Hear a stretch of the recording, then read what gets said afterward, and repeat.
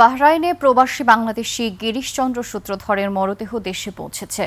সকালে হযরত শাহজালাল আন্তর্জাতিক বিমানবন্দরের ৮ নম্বর গেটে মরদেহ পরিবারের কাছে হস্তান্তর করেন বাণিজ্যমন্ত্রী খন্দকার আব্দুল মুক্তাদের।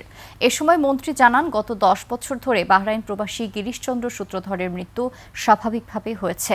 তার মৃত্যুর সাথে মধ্যপ্রাচ্য যুদ্ধ পরিস্থিতির যোগসূত্র নেই।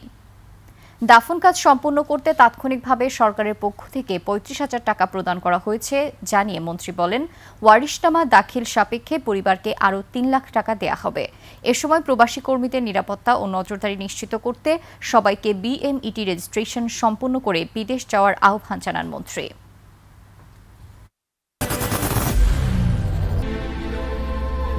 I am Ox.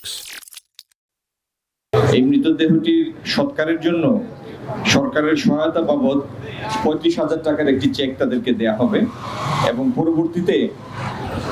পরবর্তীতে ওয়ারিশ সার্টিফিকেট প্রাপ্তি সাপেক্ষে পরিবারের কাছে আরো ৩ লাখ টাকা হস্তান্তর করা হবে। তা আমরা মৃতদেহটি তাদের পরিবারের কাছে হস্তান্তর করব। আর প্রবাসে আমাদের যে সমস্ত ভাইয়েরা কঠিন পরিশ্রম করেন, আল্লাহ যেন তাদের সবাইকে হেফাজত করেন, আমরা সেই দোয়া করি। আর যারা বিদেশে যান তারা যেন প্রত্যেকে বিএমইটির সাথে রেজিস্ট্রেশন করে যান, যাতে সরকারের রেকর্ডে তারা আনুষ্ঠানিকভাবে অন্তর্ভুক্ত থাকেন এবং সরকার তাদের পরবর্তী দেখাশোনা করতে পারে।